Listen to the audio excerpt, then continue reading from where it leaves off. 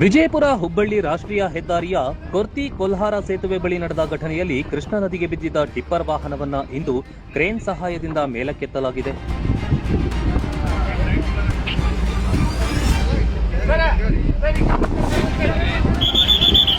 ಕೊರ್ತಿ ಕೊಲ್ಹಾರ ಸೇತುವೆಯಿಂದ ಕೃಷ್ಣಾ ನದಿಗೆ ಬಿದ್ದಿದ್ದ ಟಿಪ್ಪರ್ ವಾಹನವನ್ನು ಇಂದು ಕಾರ್ಯಾಚರಣೆ ನಡೆಸಿ ಮೇಲಕ್ಕೆತ್ತಲಾಗಿದೆ.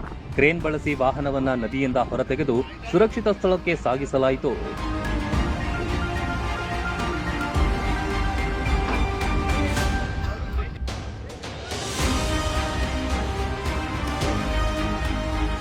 ಘಟನೆಯ ನಂತರ ಸ್ಥಳದಲ್ಲಿ ಭದ್ರತಾ ಕ್ರಮಗಳನ್ನು ಹೆಚ್ಚಿಸಲಾಗಿದ್ದು, ವಾಹನ ನದಿಗೆ ಬಿದ್ದ ಕಾರಣ ಹಾಗೂ ಘಟನೆಯ ಸಂಪೂರ್ಣ ವಿವರಗಳ ಬಗ್ಗೆ ಪರಿಶೀಲನೆ ನಡೀತಾ ಇದ್ದು, ಸ್ಥಳೀಯ ಅಧಿಕಾರಿಗಳು ಮುಂದಿನ ಕ್ರಮ ಕೈಗೊಳ್ಳಲು ತನಿಖೆ ಮುಂದುವರೆಸಿದ್ದಾರೆ.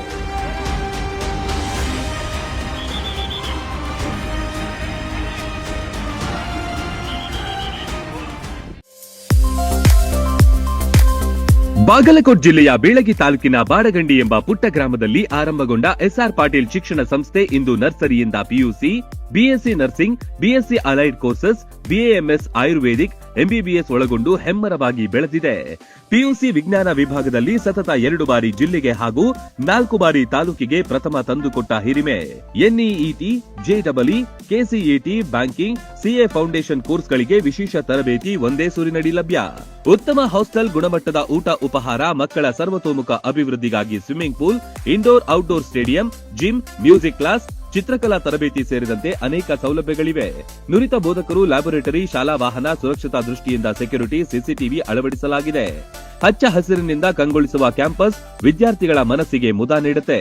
ಅತ್ಯುತ್ತಮ ಶಿಕ್ಷಣಕ್ಕಾಗಿ ಇಂದೇ ಸಂಪರ್ಕಿಸಿ ಬಾಪೂಜೆ ವಿದ್ಯಾಸಂಸ್ಥೆ.